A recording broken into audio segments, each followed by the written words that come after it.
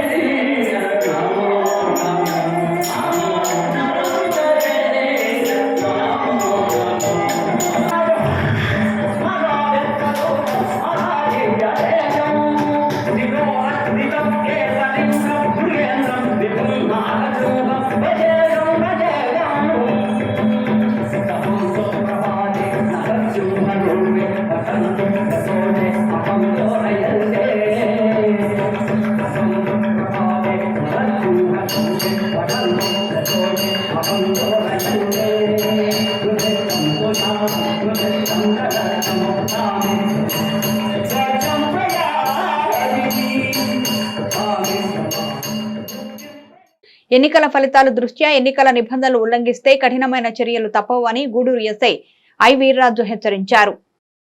ఎన్నికల ఫలితాల్లో భాగంగా ఉద్దేశపూర్వకంగా సోషల్ మీడియాలో అభ్యంతరకరమైన పోస్టులు, ఆధారాలు లేకుండా కథనాలు రాసిన చట్టపరమైన చర్యలు తీసుకుంటామని, వాటికి పూర్తి బాధ్యత ఆ గ్రూప్ అడ్మిన్ తీసుకోవాలని గూడూరు ఎస్ఐ ఐ వీర్రాజు హెచ్చరించారు. ఎన్నికల ఫలితాల నేపథ్యంలో ఎలాంటి అవాంఛనీయ సంఘటనలు జరగకుండా, శాంతి భద్రతలకు ఎలాంటి భంగం వాటిల్లకుండా అప్రమత్తంగా ఉండాలని సూచించారు. చట్ట వ్యతిరేకమైన చర్యలకు పాల్పడిన వారిపై కఠిన చర్యలు తప్పవన్నారు. ఎన్నికల కోడ్ సెక్షన్ 144 మరియు పోలీస్ యాక్ట్ అమల్లో ఉన్నందున ముగ్గురికి మించి ఎక్కువ గుంపు కూడి ఉండకూడదన్నారు.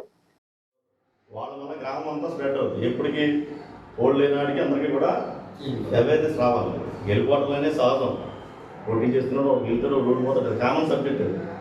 దాన్ని మన వాళ్ళు ఏం చేస్తారు, సాధారణంగా గొడవలు వచ్చే ఏంటి, ఒకళ్ళు ఓడిపోతారు, ఓడిపోయిన ఇల్లు అదే ఊళ్ళో ఉంటుంది. అంటే ఆ పార్టీకి సంబంధించి లీడ్ చేసే వ్యక్తి అక్కడే ఉంటారు. 3 పార్టీల వాళ్ళు వీడు అక్కడికి వెళ్ళి 10,000 వాళ్ళ ఇంటి ముందు వెళ్ళిందండి, ఏదో తూరు అటువైపు పడుతుంది. ఖచ్చితంగా మన నా ఇంటి మీద వచ్చి దాడి చేస్తున్నారంటే ఒక 10 మంది వస్తారు, అదే గొడవ. బైకులు ర్యాలీలు కామన్ అయిపోయింది. పూర్వం అందరూ కూడా ఒకప్పుడు బండి ఉండి ప్రతి ఒక్కరికి బండి ఉండదు, ఇంట్లో 4-5 బండ్లు ఉన్నాయి, ఒకటి కాదు.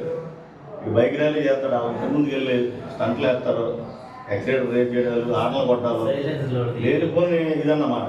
అది ఆ పాయింట్ ఒకటి మీరు మాట్లాడాలి ఖచ్చితంగా. అదేవిధంగా స్టేటస్ ఇలా ఏది కిందకి ఒకటెడతాడు, పెడతాడు స్టేటస్, రానా నా కొరక చూసుకుందని ఒకటెడతాడు.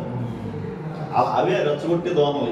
ఈ ఏరియాలో ఏదైతే చెప్పినా చాలా ఎక్స్పీరియన్స్తో చెప్తే ఇవన్నీ చిన్నగానే ఉంటాయి, కానీ పెద్దగా జరిగిపోతాయి. ఇది జరిగిపోయిన తర్వాత మన హ్యాండ్లో ఏముండదు. కానీ మన వరకు, మీ వరకు, నా వరకు నేను చెప్తున్నా, తర్వాత చట్టాన్ని అమలు చేసేవాళ్ళం. మేము ఇంకా మామాట లాంటి వెళ్ళిపోతాం. ప్రతి దాంట్లో కూడా చాలా స్ట్రింజెంట్ యాక్షన్ తీసుకోమని కలెక్టర్ గారు, డీజీ గారు, అదేవిధంగా మన సిఎస్ గారి ఆఫీస్ ఏంటంటే, ఐటీ రంగాన్ని అభివృద్ధి పరిచిన మహానేత స్వర్గీయ రాజీవ్ గాంధీ అని పెడన కాంగ్రెస్ పార్టీ నాయకులు అన్నారు.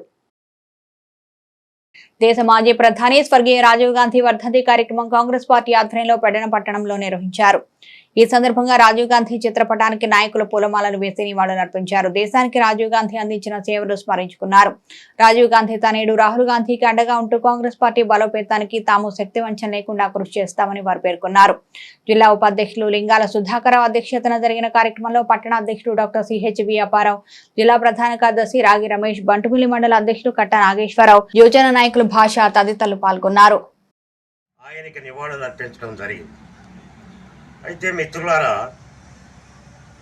ఆయన ప్రధాని పదవి చేపట్టిన తరువాత ఆయన తీసుకొచ్చిన సంస్కరణలు కానీ, ఆయన చేసిన మహోన్నత కార్యక్రమాలు కానీ టెక్నాలజీ రంగానికి ఆద్యుడిగా పేరు పొంది పంచాయతీరాజ్ వ్యవస్థకి మకుటము లేని మహారాజుగా వెలుగొంది అనేక మంచి సంస్కరణలు తీసుకొచ్చి భారతదేశాన్ని ప్రపంచ దేశాలలో అగ్రగామిగా నిలబెట్టాలన్న ఉద్దేశంతో ఆయన పడ్డ తపన, ఆలోచన చాలా గొప్ప విషయంగా మనం పేర్కొనాలి.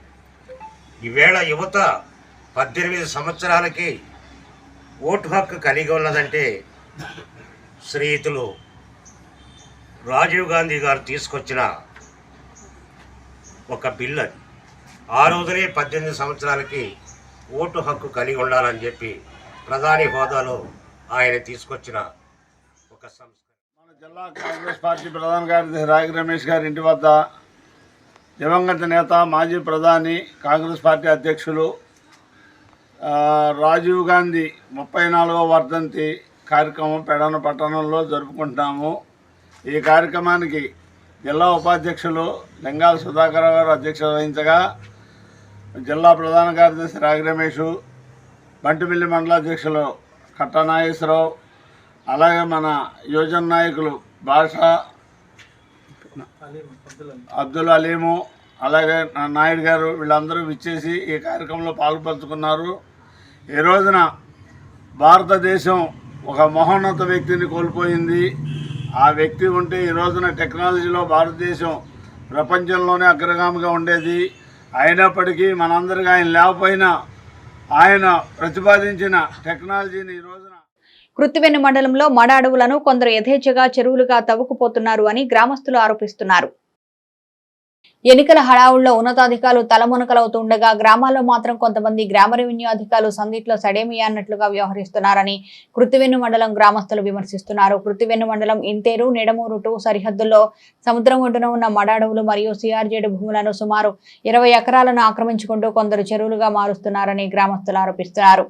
ఎన్నికలు కూడా అమలైన నాటి నుంచి చెరువు తవ్వకాలకు మట్టి, ఇసుక తోలకాలు మాత్రం యథేచ్ఛగా అధికారుల అండదండలతో కొనసాగుతూనే ఉన్నాయని వారు అంటున్నారు. సముద్ర తీర ప్రాంత గ్రామాలను కాపాడేందుకు సహజ సిద్ధంగా ఏర్పడిన ఇసుక మేటలు, మడ అడవులను కొందరు యథేచ్ఛగా చెరువులుగా తవ్వుకుపోతున్నారని అంటున్నారు. రిజిస్టర్ భూమి అయినప్పటికీ మడ చెట్లు ఆ భూమిలో పెరిగితే వాటిని తొలగించేందుకు అటవీశాఖ అధికారుల అనుమతులు తప్పనిసరి అని, ప్రభుత్వ భూమి అయిన మడ అడవులను, సిఆర్జెడ్ భూములను యథేచ్ఛగా తవ్వుకుపోతుంటే అటవీ శాఖ అధికారులు, రెవెన్యూ శాఖ అధికారులు చోద్యం చూస్తున్నారా అన్న విమర్శలు వెలువెత్తుతున్నాయి. ఇప్పటికైనా జిల్లా అధికారులు ఆక్రమణపై సమగ్ర విచారణ జరిపించాలని స్థానికులు కోరుకుంటున్నారు.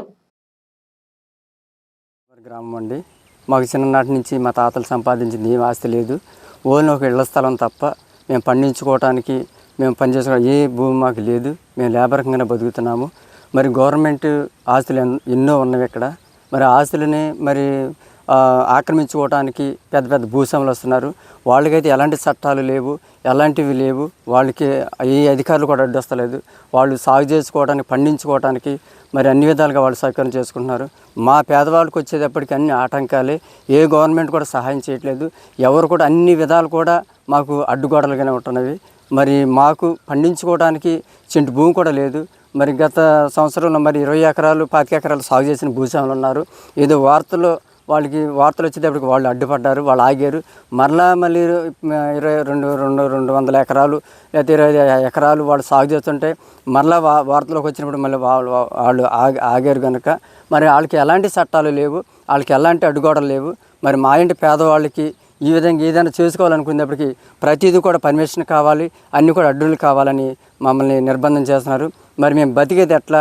భూస్వాములకు అన్ని ఎకరాలు అయితే మాకు చెంటు భూమి కూడా లేదు. మాకు కూడా మరి ఆ గవర్నమెంట్ ఆస్తులు కూడా మాకు కూడా ఇవ్వాలని మేము కోరుకుంటున్నాము. ఇక్కడ 20 ఎకరాలు రైతులు కబ్జా చేశారండి. రైతు ఆయన మాకు మనిషికి వచ్చి ఒక కొంచెం ఎంతో కొంత పంచిపెట్టినా సరే ఎంతో ఉపాధి జరుగుతుంది. 2 ఎకరాలన్నా సరే మరి గవర్నమెంట్ ఎందుకు సహకరిస్తలేదు తెలిస్తే వాళ్ళకే సహకరిస్తున్నారు. ఏ గవర్నమెంట్ అయినా ఆ తెలుగుదేశం అయినా మామూలు వైఎస్ఆర్ కాంగ్రెస్ పార్టీ అయినా దేనికైనా సరే రైతులకి పెద్ద పెద్ద వాళ్ళకి కుమ్ము కాస్తున్నారు కానీ తప్ప మాలాంటి లేబర్కి ఏ అవకాశం ఇవ్వట్లేదు. భూమి ఏమైనా ఉందా? ఏమి లేదండి, మాకు భూమి ఏమి లేదండి. 2 ఎకరాలంటే 10 మందికి అలాగా బతుకుతారండి పని చేసుకుని. దాని మీద ప్రభుత్వం ఏమి రాలేదండి. ఎప్పుడూ మా తాతల నాడు ఎప్పుడు పంచిపెట్టారండి మనిషికి ఎకరం కాడికి ఎప్పుడూను. అయ్యే తప్ప మా లాంటి వాళ్ళకి ఇప్పటికీ మా పిల్లలు కానీ పెద్దోళ్ళు అయిపోయారు కానీ మాకు మాత్రం సెంటు భూమి లేదండి. ఇప్పటికీ మాకు గవర్నమెంట్ని కోరుకునేది ఏంటంటే మాకు మనిషికి ఒక ఎకరం 2 ఎకరాలన్నా ఈ గవర్నమెంట్ ల్యాండ్లు ఇప్పించాలని. సముద్రం వరదలు వచ్చినప్పుడు కానీ సముద్రం అడ్డు పెడతాకి మడాడు చాలా కాతాదండి. అది పక్కంట మొత్తం జాజాయిగా తవ్వుకుంటా వచ్చేస్తున్నారండి. జాజాయిగా మడ చెట్లు కాడ నరుక్కుంటా వచ్చేసి చెరువులు తవ్వేసి ఇలాగ చేస్తున్నారండి. మాలాంటి వాళ్ళకి కాడ ఎక్కడ సెంటు భూమి లేకుండా మాకు ఎప్పుడో మా తాతల నాటిలో ఎప్పుడో ఇచ్చిన భూములు తప్ప మాకు ఇళ్ల స్థలాలు తప్ప అస్సలు భూమి అన్నది మాకు సెంటు భూమి అన్నది లేదు మా పేరుని. ఎక్కడన్నా మా కాడ ఎక్కడన్నా గవర్నమెంట్ ల్యాండ్లో ఎక్కడన్నా మా కాడ 1 ఎకరం భూమి ఇప్పిస్తే మేము కాడ బతుకుతామని మేము అనుకుంటున్నామండి. అవనిగడ్డ లంకమ్మ మాన్యంలో అవనిగడ్డ సీఏ త్రినాథ్ ఆధ్వర్యంలో పోలీసులు విస్తృతంగా తనిఖీలు నిర్వహించారు. ఎన్నికల ఫలితాలు నూతన ప్రభుత్వం ఏర్పాటు క్రమంలో రాజకీయ ప్రేరేపిత హింసాత్మక ఘటనలకు తావు లేకుండా చర్యలు చేపట్టినట్లు అవనిగడ్డ సీఐ త్రినాథ్ తెలిపారు. ఉన్నతాధికారుల ఆదేశాల మేరకు అవనిగడ్డ లంకమ్మ మాన్యంలో కార్డన్ సెర్చ్ ఆపరేషన్ నిర్వహించి రౌడీ షీటర్లు, సస్పెక్టు షీటర్ల నివాస గృహాలను ఆకస్మిక తనిఖీ చేశారు. రికార్డులు సరిగా లేని 13 ద్విచక్ర వాహనాలను స్వాధీనం చేసుకున్నారు. ఈ సెర్చ్ ఆపరేషన్ లో Avanigadda CA Trinath, Chellapalli CA Nagaprasad, Avanigadda sub division ఎస్ఐలు సిబ్బంది పాల్గొన్నారు. ఎస్పీ గారి ఆదేశాల మేరకు డిఎస్పీ గారి పర్యవేక్షణలో మా సబ్ డివిజన్ 2 సీఏలు ప్లస్ మా ఎస్ఐలందరం కలిపి మా యొక్క మెన్ అందరం కలిపి ఈ కార్డినెన్స్ చెక్ కండక్ట్ చేయడం జరిగింది. దీని ముఖ్య ఉద్దేశం ఏంటంటే ఎలక్షన్ అయిన తర్వాత కొన్ని రాష్ట్రంలో జరిగిన గొడవలని దృష్టిలో పెట్టుకుని మాకు ఎస్పీ గారు ఇచ్చిన ఆదేశాల ప్రకారం ఈ రోజున లంకమాన్యం ఏరియాలో ఈ కార్డినెన్స్ చెక్ చేయడం జరిగింది. ఈ కార్డినెన్స్ చెక్లో కొన్ని రికార్డు లేని బళ్ళు ఐడెంటిఫై చేయడం జరిగింది. వాటిని కూడా మేము సీజ్ చేయడం జరిగింది. అది ఒక రికార్డులు అన్నీ కూడా వెరిఫై చేసి ఫర్దర్గా మా ఆఫీసర్స్ యొక్క ఆదేశాల ప్రకారం వాటిని ఫర్దర్గా వాటి మీద చర్య తీసుకోవడం జరుగుతుంది. ఇది మెయిన్ ముఖ్య ఉద్దేశం ఏంటంటే ఎలక్షన్ తర్వాత ఈ కౌంటింగ్ తర్వాత కూడా ఎటువంటి ఎవరు కూడా అవాంఛనీయ సంఘటనలు జరగకుండా ముందస్తు భాగం చర్యగా గోవుల అక్రమ రవాణా మరియు గోవధ నివారణకు జిల్లా వ్యాప్తంగా ప్రత్యేక చెక్పోస్టులు ఏర్పాటు చేయడం జరిగిందని జిల్లా ఎస్పీ అద్నాన్ నయీం అస్మి తెలిపారు. హైకోర్టు ఉత్తర్వులను ఉల్లంఘించి ఎవరైనా గోవుల అక్రమ రవాణా మరియు గోవధకు పాల్పడినట్లయితే చట్ట ప్రకారం కఠినమైన చర్యలు తప్పవని జిల్లా ఎస్పీ అద్నాన్ నయీం అస్మి హెచ్చరించారు. రానున్న బక్రీద్ పండుగను పురస్కరించుకొని గోవధ, గోహత్యను చేయకుండా ప్రశాంత వాతావరణంలో పండుగను భక్తి శ్రద్ధలతో కుటుంబ సభ్యుల సమక్షంలో జరుపుకోవాలని జిల్లా ఎస్పీ సూచించారు. హైకోర్టు ఆదేశాల మేరకు గోవుల అక్రమ రవాణా మరియు గోవధ నివారణ చర్యలో భాగంగా కృష్ణా జిల్లా అడిషనల్ ఎస్పీ జి వెంకటేశ్వరరావుని జిల్లా నోడల్ అధికారిగా నియమించడం జరిగిందన్నారు. రాష్ట్ర హైకోర్టు ఉత్తర్వుల ప్రకారం గోవుల అక్రమ రవాణా నివారణ చర్యలలో భాగంగా జిల్లా వ్యాప్తంగా ప్రత్యేక చెక్ పోస్టులను ఏర్పాటు చేయడం జరిగిందని, అదేవిధంగా స్పెషల్ టీంను ఏర్పాటు చేసి కబేళాలు మరియు గోవధకు ఆస్కారం ఉన్న ఇతర ప్రాంతాల్లో నిఘా ఏర్పాటు చేయడం జరిగిందని ఎస్పీ వివరించారు. ఎవరైనా హైకోర్టు వారి ఉత్తర్వులను ఉల్లంఘించిన ఎడల అటు వారిపై ఆంధ్రప్రదేశ్ గోవధ నిర్మూలన మరియు జంతు సంరక్షణ చట్టం, జంతు రవాణా నిబంధనల చట్టం ప్రకారం చర్యలు తీసుకోబడతాయని ఆయన హెచ్చరించారు. సిటీ కేబుల్ న్యూస్ సమాప్తం.